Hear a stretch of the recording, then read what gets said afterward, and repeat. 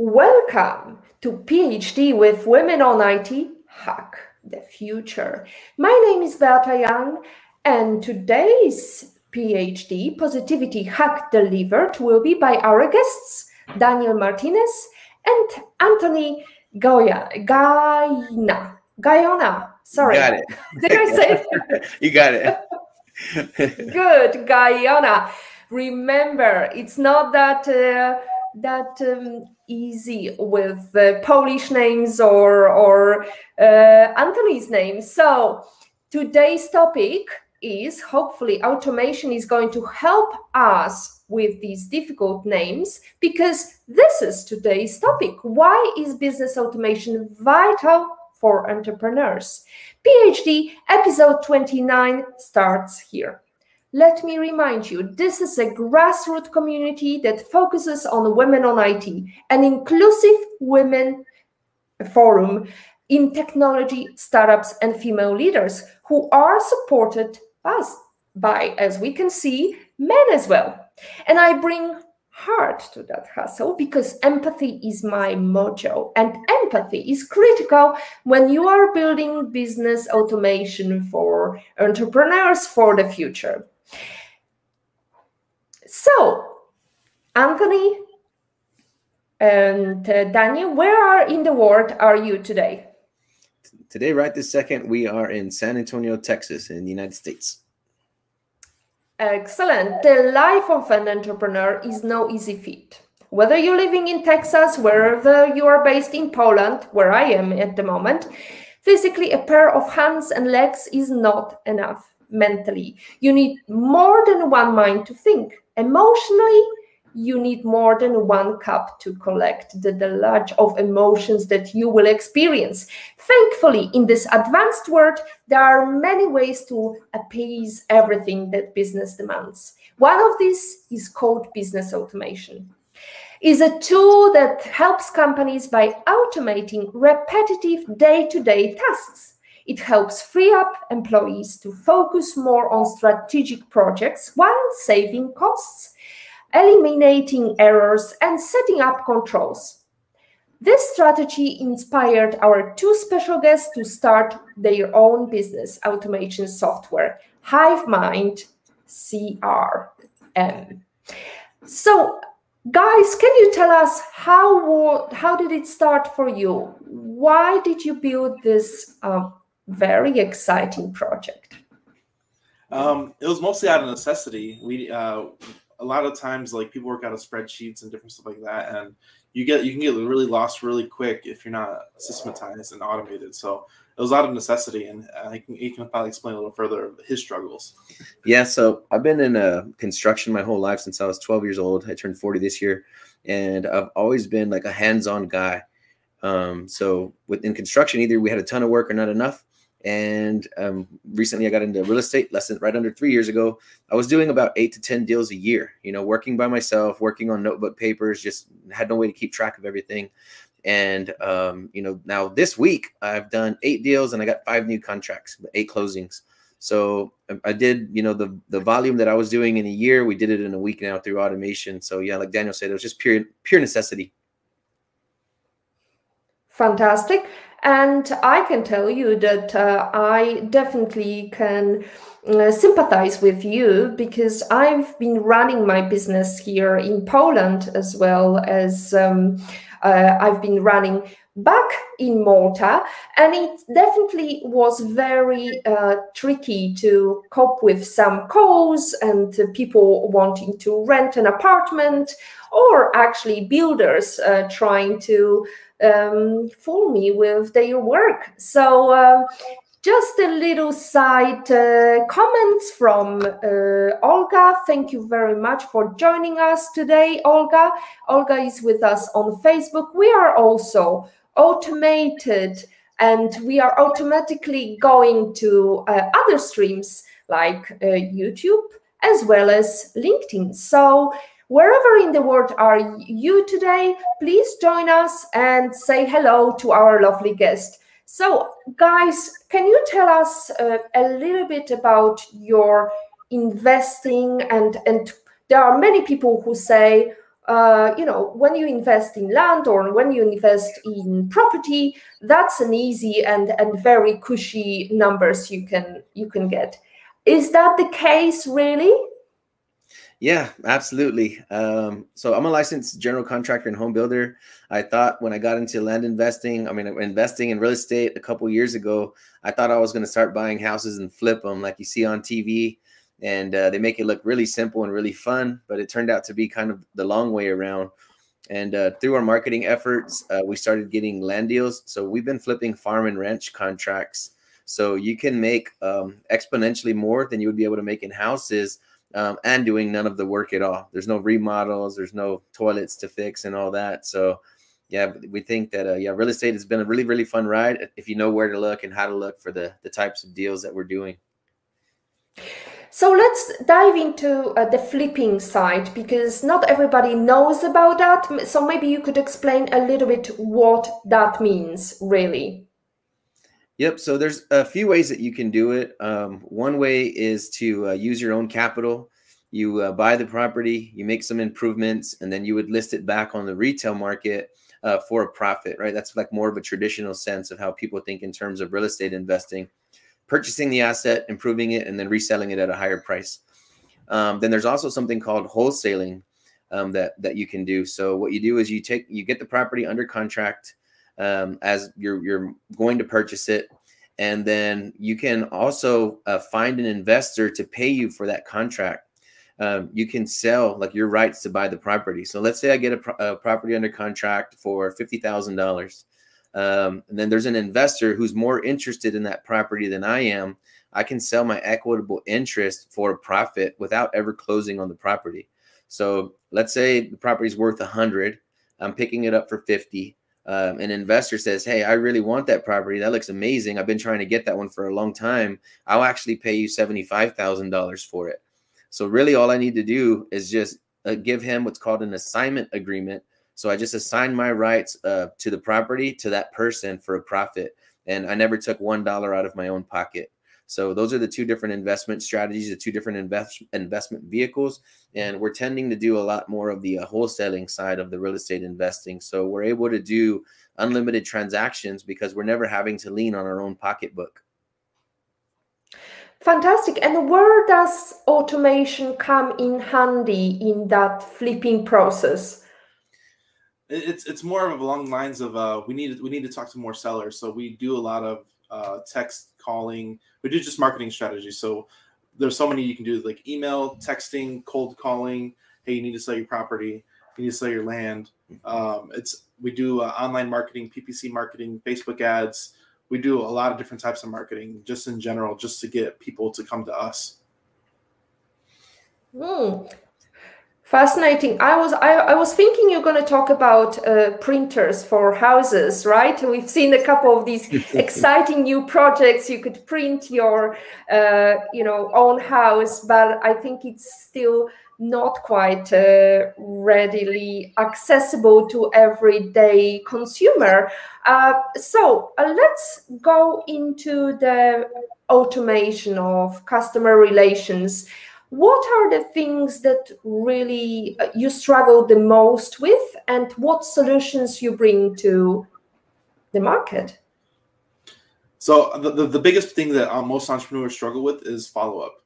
Money is made in the follow-up. I think it takes 12 points of contact to get a sale, and you just have to continually touch people as far as, hey, are you interested in my product? Are you interested in this? Are you interested in that? Like if you ever sign up for a local grocery store or a local electronic store's email list, they hit you every day almost, and it's just continually contacting and touching your customer daily. So with us, we provide that solution, whether you want to do it in text or email form or set up automations. If you have a team to call, you can set up that automation where you're constantly being informed about your product or service, and you can automate that 100%, just so you're always in their face as far as with your product or service, no matter what type of business you're in. Yeah, so on one side of it, you have the front end where you're doing the lead generation, and that's one of the tactics that we teach in Hivemind. Is we have people generate high volumes of real estate transactions. So what that's going to require is massive outreach. So it's going to take you talking, like Daniel said, to, you know, hundreds and thousands of people, because not everybody needs to sell their property. So you need to target large volumes of people that own real estate. And it's just like kind of sifting, right, for gold or something. So you reach out to 10,000 people, one needs to sell. So there's a lot of marketing on the front end. And then, like Daniel said, as far as like automating the follow-up, there's not everybody's going to say, yes, I want to sell my property today. They say, hey, quit calling me. You know, I never said I wanted to sell. So now we put them into the system, and the system automatically follows up with them at a future date. So that way, everybody that you're talking to, you can keep in contact with them. And then the backside of it would be managing your systems and processes and contracts. And now when you get these things under contract, now you got to sell the properties. You got to manage all of your buyers, people messaging you that want to buy the property. So it's just to be able to facilitate as many transactions as possible in as small of a time as possible. So does it allow this automation? Does it allow you to show your personal branding? I mean, a bit of your personality, or is it just so automated that it's very robotic? So there's no branding on the buy and sell side. There's no branding at all. Yeah, the machine does all the work for you. But on the front end, as far as like a business owner and thinking in terms of like entrepreneurship, yeah, the branding is it's like the logo and the culture, because our target customer is other investors that want to do high volume transactions. But on the seller facing side and the buyer facing side of the real estate transactions, there's no branding at all. Yeah, like our goal is for them to, you can put your own twist on it. Like a lot of people, that you can make it as personal as you want. You can text 10,000 people the same message, and you can plug in their name, and it's going to put in their name specifically into that email or their property. So you can plug in a lot of customizations pertaining to that individual, where it doesn't come off so robotic and it's more personable. So let's say it's like a MailChimp for contacting your clients, right? Correct. So just like MailChimp works with email, we have the same thing. We can do email, we can do text, we can do voicemails. We can do like a vague voicemail, and we can drop that on we can put that in people's phones with automation. So there's so many like different types of marketing techniques out there that we have the all-in-one resource to do all of them at once, or just one of them. It's up to the individual entrepreneur and what they want to use in the system or not. How long have you had this product? I mean, we know that you decided to build it because of your own problems. And what's the root there? What's the story? I think we started about 7 months ago. So we've just been, our goal is to, our goal as a software company is to help businesses automate and accelerate. So we've seen people come into our product and never have a 6-figure month, and they've had a 6-figure month within 60 days, because they're already doing well, and they already know what their job is and how to do it. But this system just automates and accelerates their business to another level. And if you bring in more personnel, it amplifies what you're doing as a whole as well. So you mentioned a couple of things, but you did not mention really, I think, Facebook messaging. Mm-hmm. Is that correct? Yes. Yeah. So we integrate with Facebook, Instagram Messenger, Facebook Business Manager, Google Ads, Google My Business.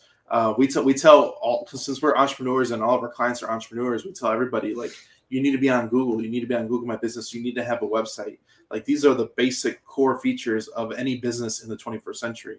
You need to be online in some fashion and have an online presence just to reach out and reach more customers, because nowadays people that provides credibility. Like your Instagram account can almost get you more business just by having followers and people that content that produces in your niche, and people resonate with that. Like, oh, he's actually doing the real thing because he portrays that online.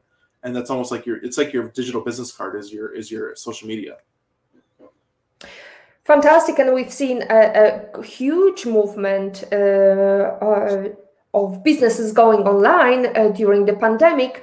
But I'm just wondering, is the automation not really being stopped by Facebook and Instagram, because they are trying to stop bots from bombarding people with messages? I don't think Facebook can stop it. they're too big of a company to stop individuals. Like we've talked to a person that built bots in Facebook, and they told them like, you can't do this, but they can't figure out a way to stop him. And we've had that conversation before. Like there's people smarter than these large corporations that they don't have the tools or resources or even know how to stop it, just because there's always built-in flaws. And if you understand the technology, there's always a way around it. So you found a way around it. And I wanted to know, so from 7 months ago, how is it your customer journey? Have you had many success stories? What's it like? Oh yeah, we've had tons and tons of success stories. I mean, I could. My favorite one is because we like I said, we help all businesses. We have a surf shop come in. We have a beautician that was in our platform, and then the majority of our people are real estate investors that do marketing. So we've had a guy from California use our system. I showed him how to text people. His first time he texts, he got a hot lead in Florida. One of our users in Florida, they ended up working together. They ended up making about $8,000 each in less than 30 days. Fantastic. And so if you could tell us what's the specific customer journey, or what kind of activity you recommended to him? It's just contacting more clients. We say it all the time, is if you do enough marketing, you're going to trip over clients. Yep. And I think in this particular instance, what the Hivemind is designed for, it's like a collective intelligence of other investors. So if you're doing marketing, online marketing, you're looking for property sellers, sometimes you're going to get a lead anywhere, right? So gentleman's in California, he gets a lead in Florida, right? And so if he didn't have any connections in Florida, there's no way for him to be able to facilitate or move that transaction. I mean, you can, but it's difficult without knowing that market or having buyers in that market. So you're kind of shooting in the dark. And with the Hivemind community, you get a property lead anywhere, and then you just reach out to the community and say, hey, who can help me sell this property? So there's a big group of people to reach out to that can help you do both sides of the transaction, both the front end side and the back end side. So when this thing's fully up and running, and we have thousands of people in every major, city, then no matter where you get a lead, you have a whole team, like a whole hive of people that can help you sell that deal. So as long as we can keep teaching the community to generate thousands and thousands of leads, then you can easily get those leads sold at a very high rate. So that the more people that join the system, the more powerful it's getting, the more powerful that you can actually facilitate a large volume of transactions quickly. So the hive, the community is built around your system, and how do you keep them together? So it's based on community building, because you'll see this in traditional real estate companies. This is where they all fall apart. You have one main guy that knows how to do real estate, and then he'll bring on 2 or 3 or 4 people, and half of those people are supposed to do the front end, to talk to the sellers, get the contracts. And then there's a different department, another 2 or 3 or 4 people that sell the contracts and do the back part of it. And then what happens is, every single time, I've been hearing this since I started in real estate, those people realize that they're only making such a small piece of the pie. They disappear. They go off and they start their own company. So there's no loyalty. It's very hard to keep a team together. So we created a CRM and a community so that, for one, they have to stick with the product, right? Because it's a subscription. Once you're doing business inside of the system, you're putting your leads in there, you're driving all your traffic in there, you're doing all this stuff. So why would you? It's kind of hard to walk away from the CRM when you've built your business model around it, and it's building your automation, making your processes easier. Then I think the main component is the community itself, and this is the part that I love more than anything. We have a call every Monday afternoon, Thursday evening, and then Saturday at noon. So we're always coming together to actually activate the Hivemind. Right. So let's have, right now there's almost 140 people. So let's have 140 people come together, share our ideas, share what's winning, share what's working, see who has deals, who needs help with what. And there's always somebody at different stages. So you have a guy that's brand new. He has no leads at all. He has no customers to talk to. This guy's he has momentum, and he has way too many customers to talk to, more than he can possibly service by himself. So what happens is we connect those people together. We say, hey, this guy has a need. I have a need. Boom. Now we have a connection. So people are always in different stages of their business, and the community helps you balance out your business, and we help you with anything that you need help with so that you're never stuck. Fantastic. We talked about communities of practice with Kamila Stępniowska just a couple of months back. So we've got a question from Olga. Olga is with us from the very beginning. Are there any sectors your software works especially well with? We agreed it's the real estate. Is there anything else it could be useful? I'm going to answer this one real quick, and then you take the back half. Yeah, you're right. Okay, great question, Olga. Thank you so much. In my mind, every business is exactly the same model. So it doesn't matter what business or niche you're in. So you have customers in and then customers out, and that's it. So all really the Hivemind is all it is a transaction engine. All it does is it allows any business owner, any entrepreneur to facilitate a high volume of transactions fast. That's all it is. So you can drive those transactions with capital, right? Through marketing, online marketing, paid marketing, different strategies that we have. But you can also drive those transactions by building a community. So we encourage everybody to become an influencer, beef up your social media, drive people to what you're doing, become an expert in your field, and then start training other people that are interested in being an entrepreneur in your field. And those people will start to bring you their customers. So no matter what, our main goal is to help you facilitate a high volume of transactions in any business or niche or industry. Yeah, I even go behind that. Like yesterday, we had a call with, he's a fitness instructor, and he's trying to help people all across the U.S. that have degenerative diseases and stuff like that, where they have like lifelong problems, to overcome that through exercise and meditation and just stretching and doing stuff like that, just to free up the body and do stuff like that. So we're giving him advice as far as how to use our product and business model to help and get more clients. So like we like I said, we have a surfboard shop that's like random, weird, like craziness. We have people that do multiple businesses. They're in trucking, they're in social media marketing, they're in personal branding, they're in all this different stuff. Like we do real estate, we do personal brand, we do a lot of different stuff ourselves, and we're using this platform for all of it in one account. So there's a lot of different things you can do with it. And like I said, all businesses are built off the same thing. So you have lead generation, lead conversion, and then getting reviews in the back end to get more customers, and it goes in one big circle. So like I said, we work with Google, we integrate with Google My Business. So everybody should be on Google, everybody should have a website, but we can automate getting reviews for Google to get you more customers. So if you can lead generate, convert, and then get a review, it'll help you get more customers in the front end, to help you get more conversions, to help you get more reviews. So hold on a second. Can you explain to me how can you get more reviews on Google? So our system integrates directly with Google. So let's say I'm a coaching client, and I'm coaching them about how to speak or something. Let's say I'm coaching them about how to speak. I can charge them on the front end for a consultation call, and if I make them into a client, I can charge them again. We integrate with Stripe as well, which is a card processor. So we can collect payment, put them on subscription plans. We can do all that stuff in our platform. So let's say we get the client, hey, can you, after I do this one-on-one consultation with him, let me send them a review.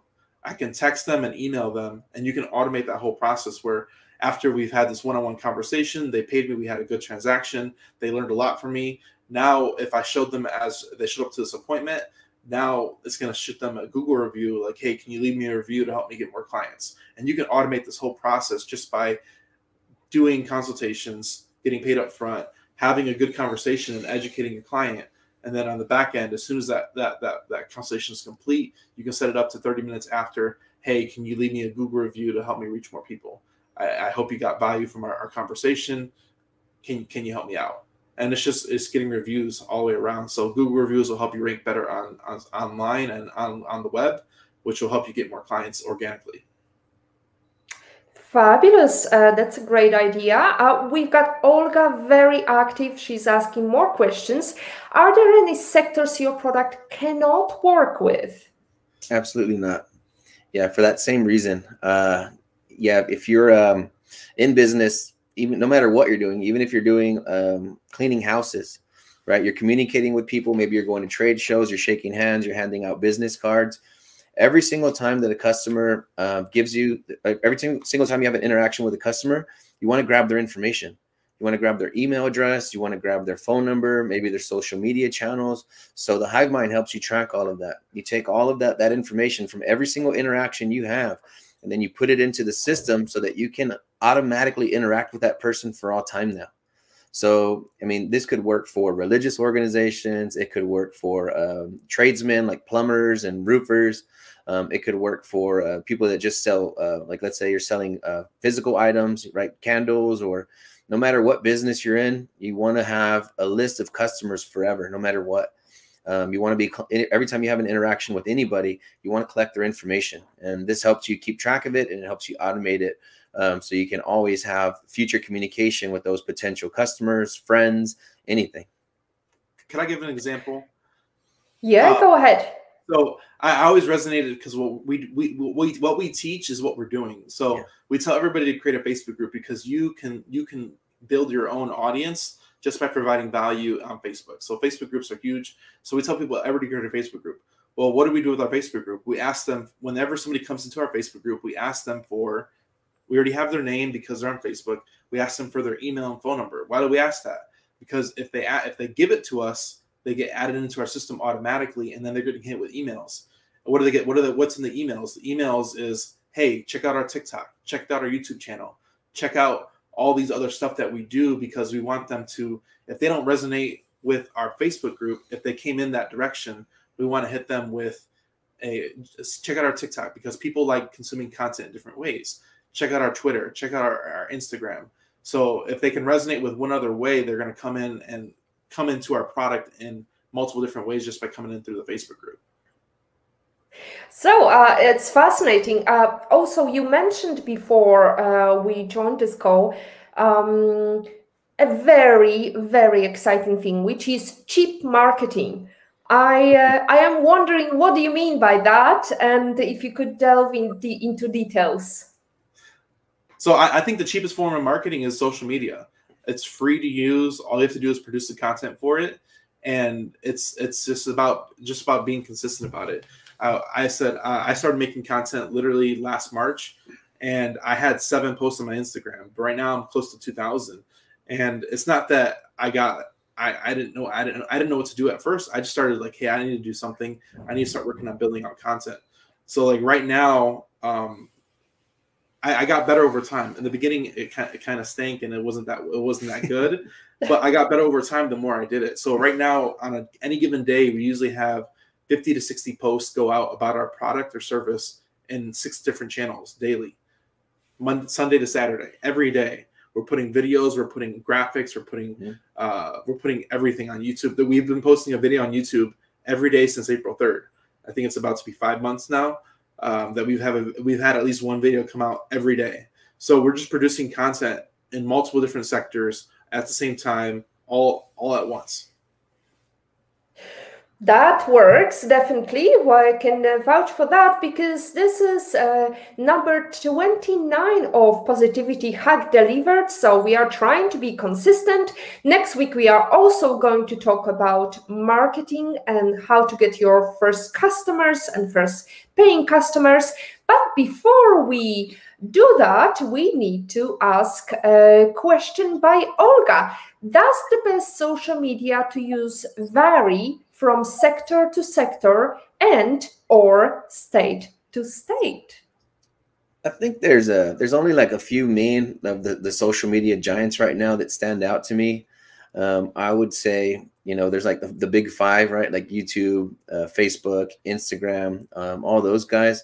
And those are the ones those are kind of like our go-to. And then another cool thing that I've been doing for maybe almost 15 years, I have about a good 15-year marketing background, is I would do a lot of boosted, like paid advertising.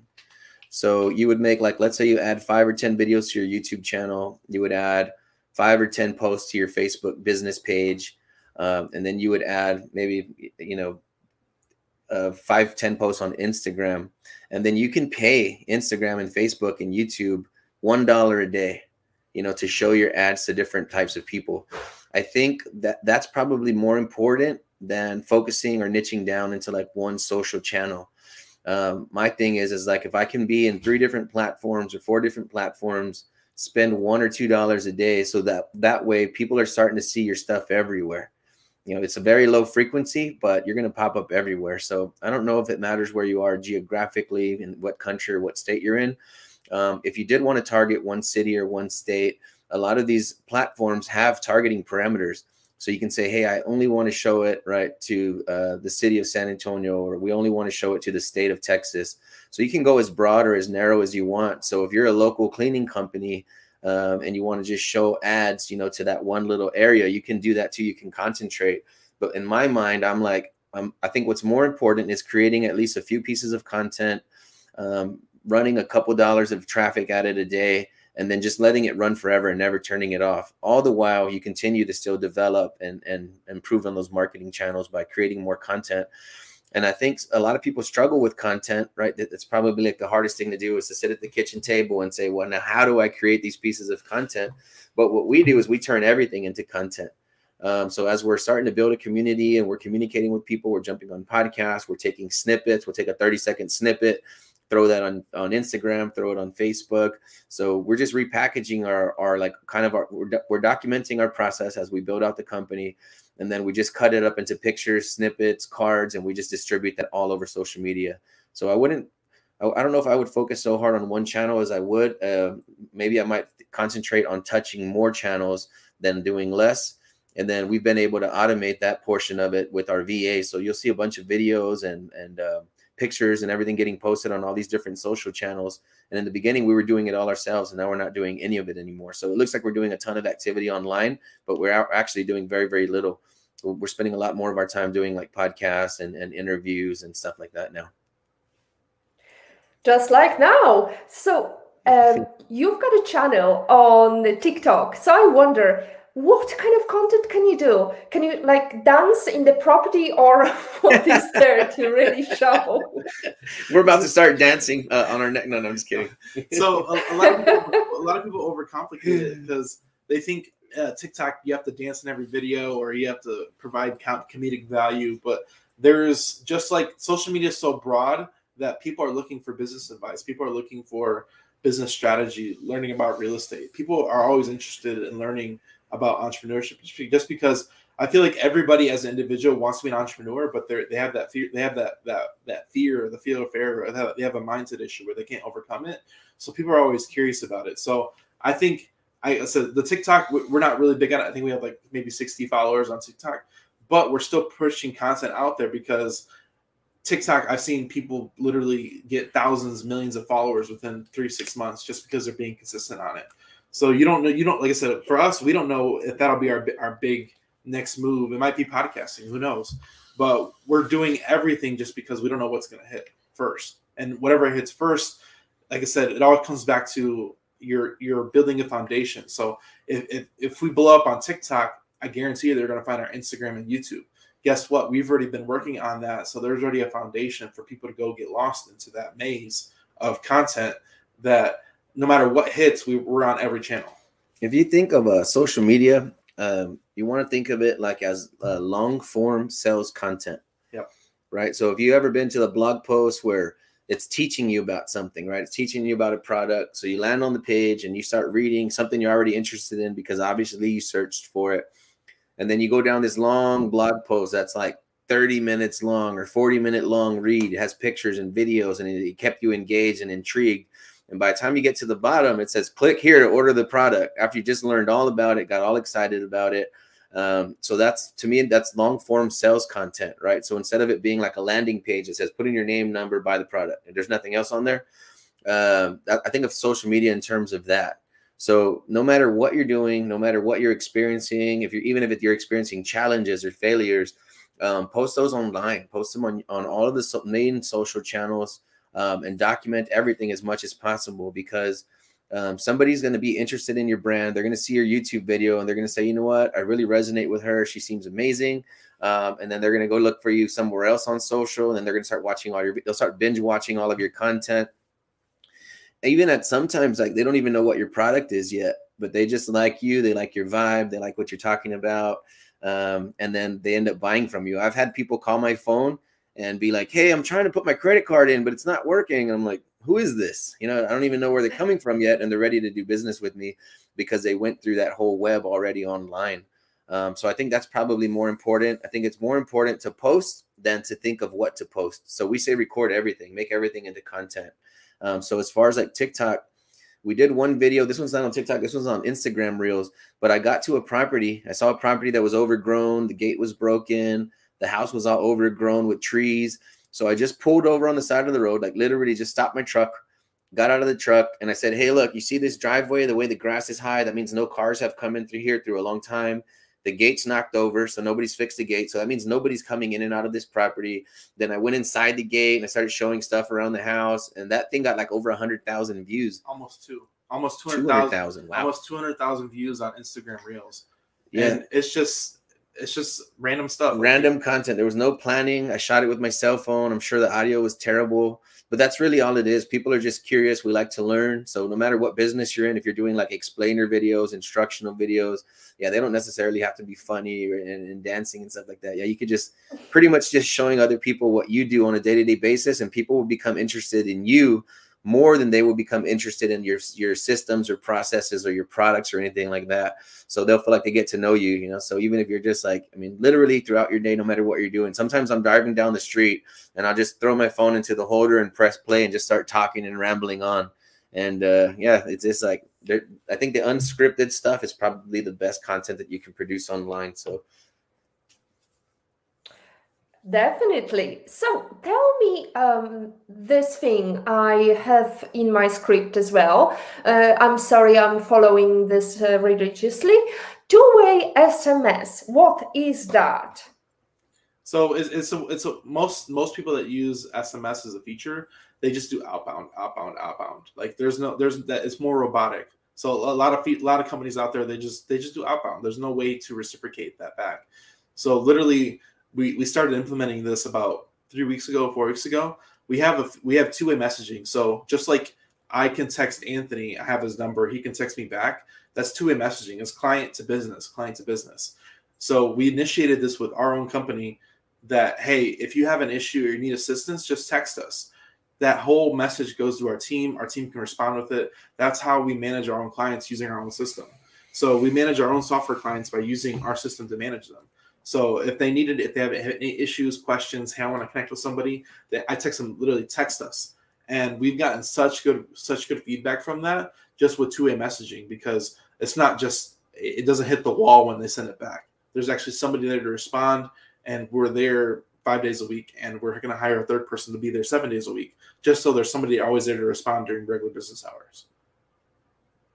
That's what really fascinates me, because I would have thought that with digital communication, the text message on your phone is really irrelevant. But I heard about this business somewhere in New York where you can order pizza via text message, and people are actually communicating via text messages.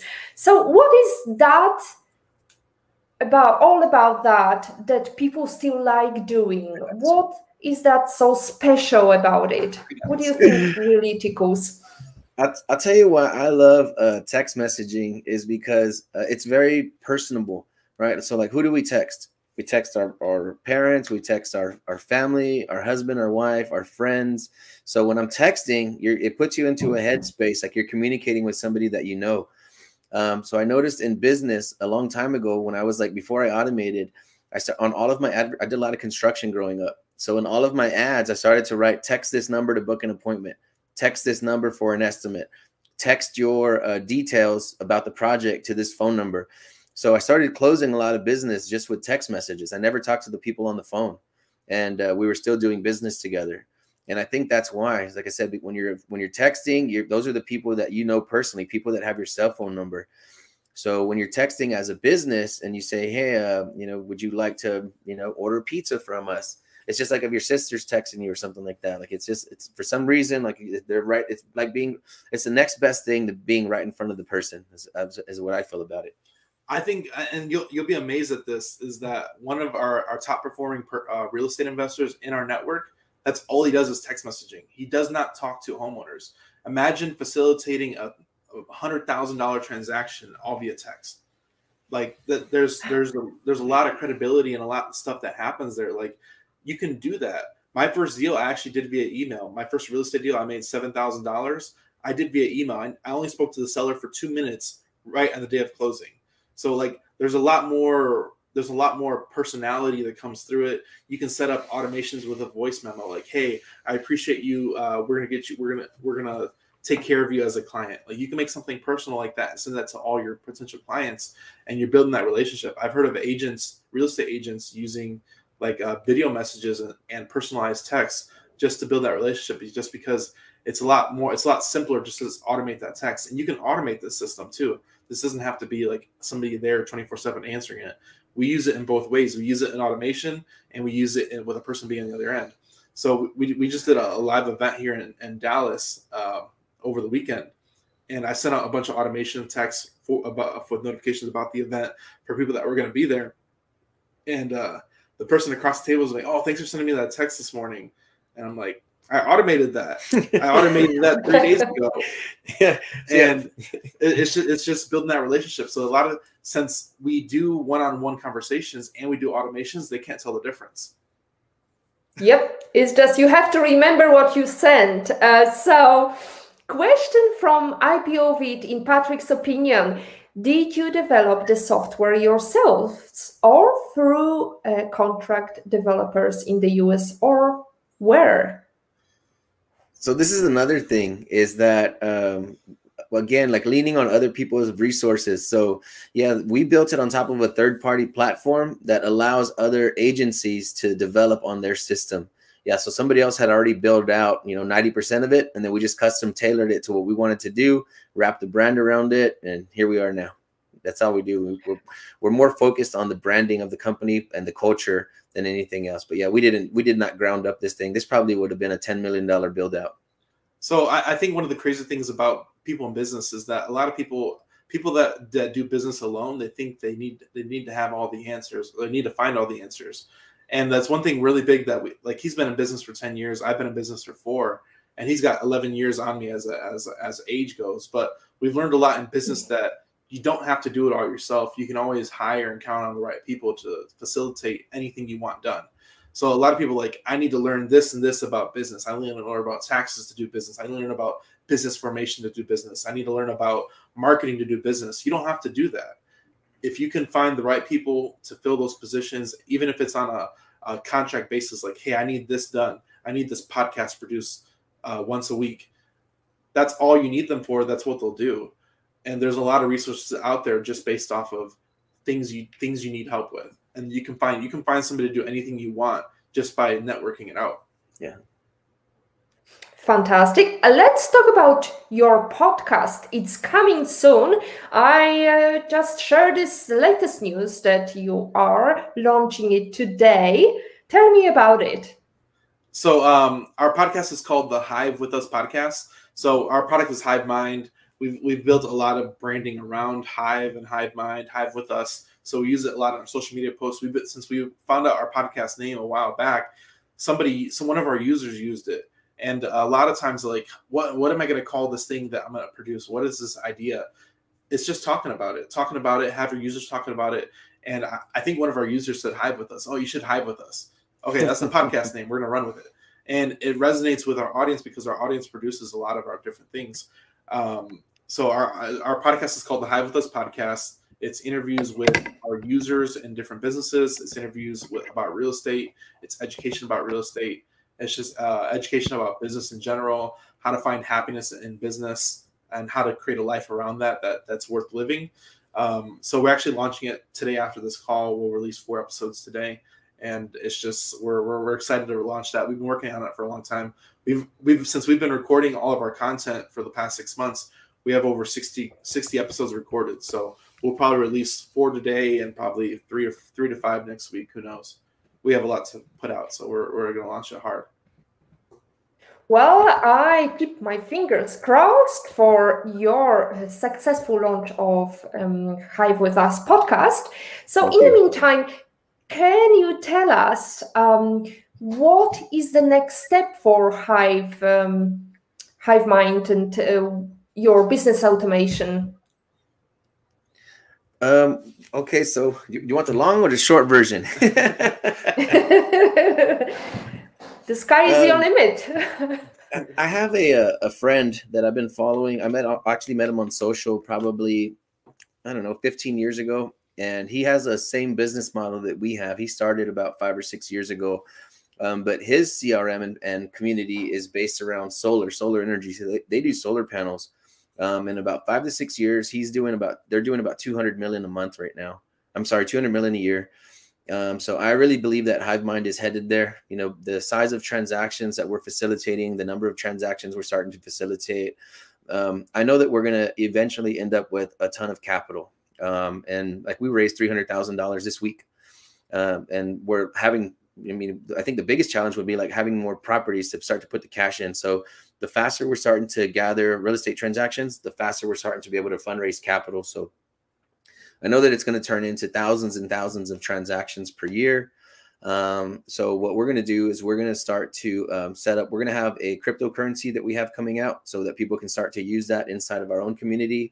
We want to set up lending institutions so that we can start to house some of that capital.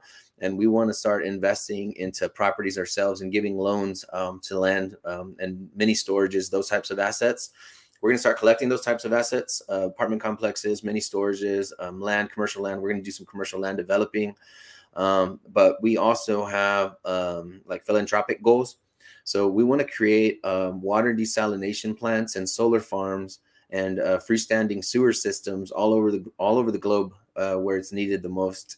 So that's what we're going to spend the rest of our life doing. That's where we're going to move the excess capital to. And I think it's going to be a really fun ride, but that's where we're headed. Fantastic. I don't know even where to start, really. Question though, is the cryptocurrency going to be your cryptocurrency, or people will be able to buy stuff with cryptocurrency on your Hivemind platform? So since we're going to have our own financial institutions, and we're going to have our own. We want to have our own economy inside of the Hivemind economy. So we want people to be able to use our token inside of the community. Yeah, so people can get in there, buy it, hold it as the price increases, or they can spend it back inside of the community. And so a lot of cryptocurrency is just based on theory. It's not really backed by anything. So we want to find a way to tie it together so that where our token is actually backed by the amount of holdings that we have, so that if a person buys it, it's increasing in value over time as the Hivemind community grows. They can use it to pay for their subscriptions. They could use it to invest in properties with us.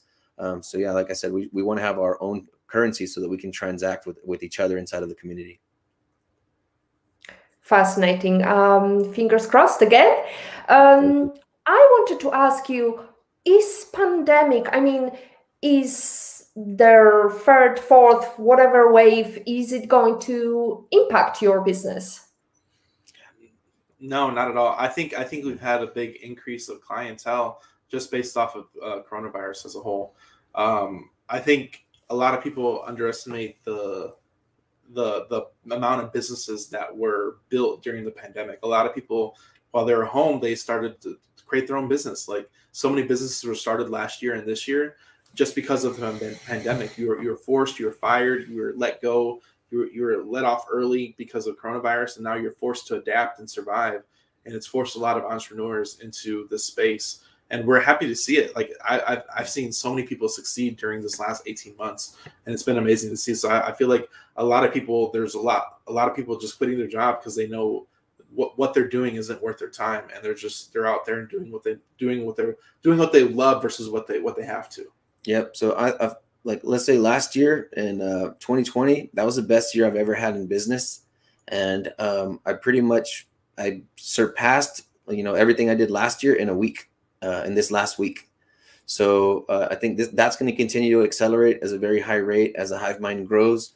And then also we're in a work from home economy right now, right? Because people are not wanting to be around. People are still kind of like in lockdowns. So this is a business that you can run from your living room or your kitchen table. You wouldn't be any more successful if you were out in the field meeting with people in this business model.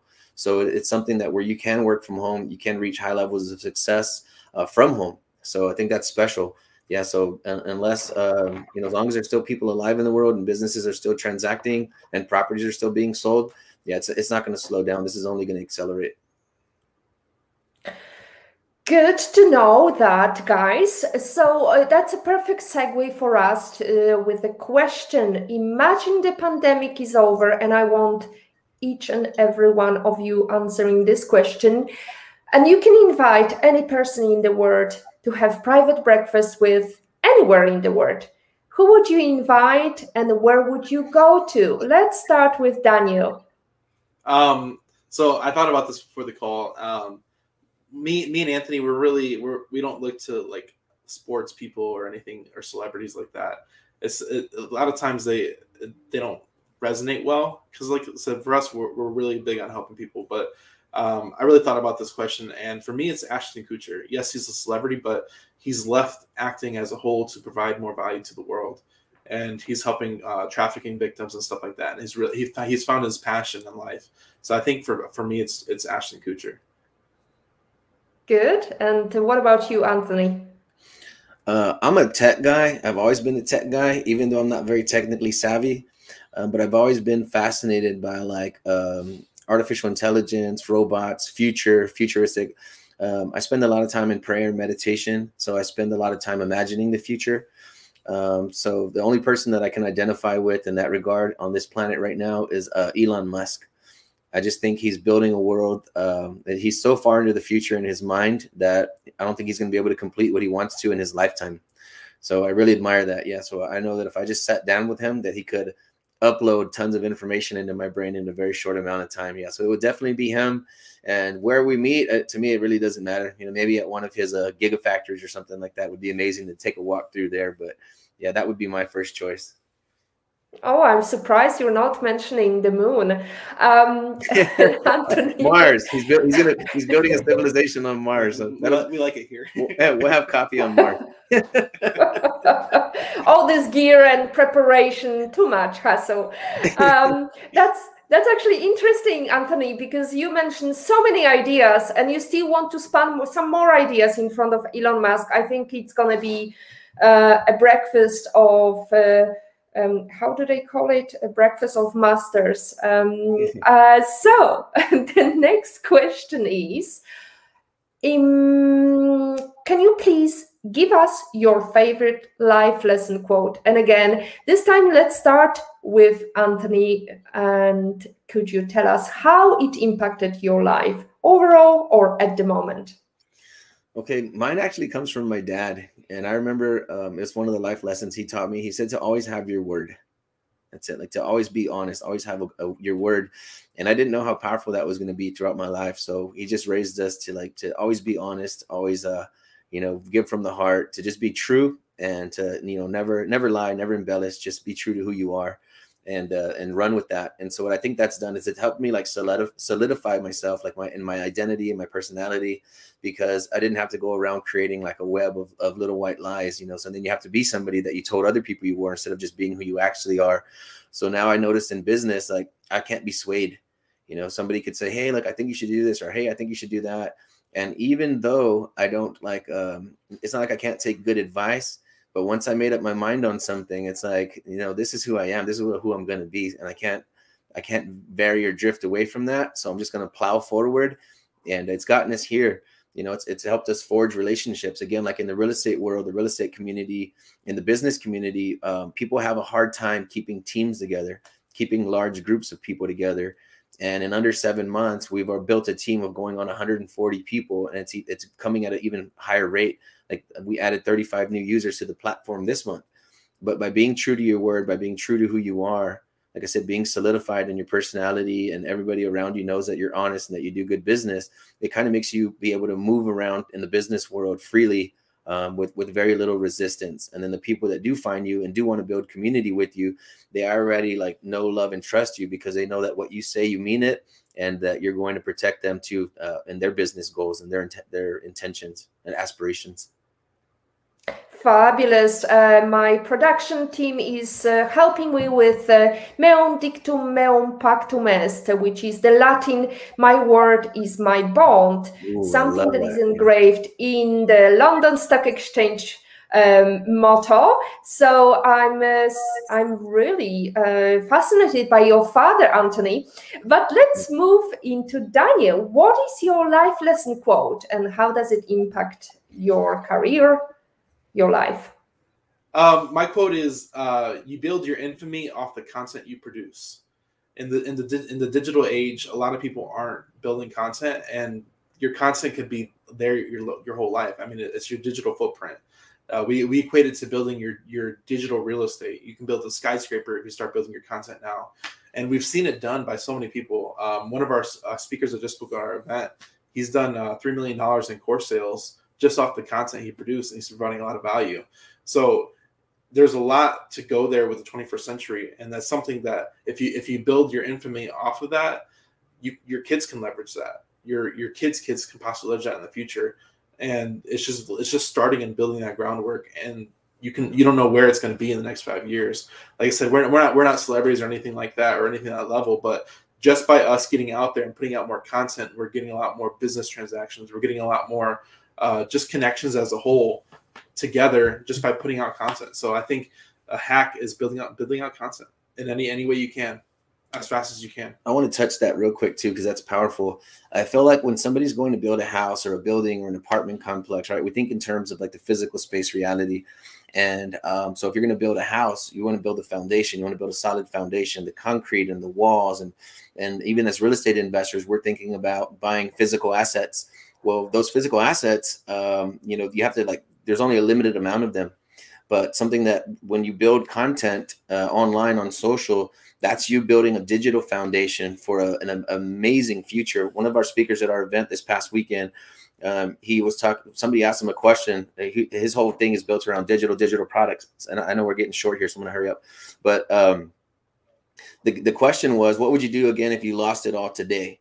And in my mind, there was no reference point for that question, because I'm like, it's impossible for this man to lose it all, because everything he's built has been built in cyberspace. So there's no way for it to go away. There's no way for it to collapse. There's no way for it to go away. So yeah, building your infamy off the content that you produce is that's your digital foundation for something that you can carry with you for the rest of your life. So that's why we push all of our users to become marketing masters and social media masters, so that you can have something that lasts you for the rest of your life, your kids' life, forever. That's the word from influencers of today. I want you to hack the future. Ladies and gentlemen, we are coming to the end of our show. 29 of PhD Positivity Hacks delivered. Today, our guests were Anthony and Daniel Martinez, Anthony Gaona and Daniel Martinez. Did I hack it right? That was good. Perfect. To stay updated and ensure you never miss a positivity hack delivered, follow Women on IT and turn on notifications to be alerted once a video has been released. And you can follow us, you can comment, you can make contribution to our channels wherever you are. I would like to thank Olga for your participation and being the great supporter you are, as well as Patrick. Yes, our guests are also grateful for your insightful questions. When you focus on the positives will get more positive. As always, our positivity quote comes from positive thinking only and goes, look for something positive in each day, even if some days you have to look a little harder. That's a reminder. We are going to join Mark Newsom next week. Please join us. As our guest today vouched, you have to be with your marketing effort consistent. So I'm very consistent. Next week, we are meeting with Mark at the same time, 6 p.m. CET, 5 p.m. London, or midday if you're in the zone that our lovely guests are today. Thank you very much, and I wish you successful outcomes for the future. If you don't like it, change it. If you can't change it, change your attitude, as Maya Angelou says. Today is your day to hug the future. Hug the positivity you want. Thank you so much for having us. Yeah, you were amazing.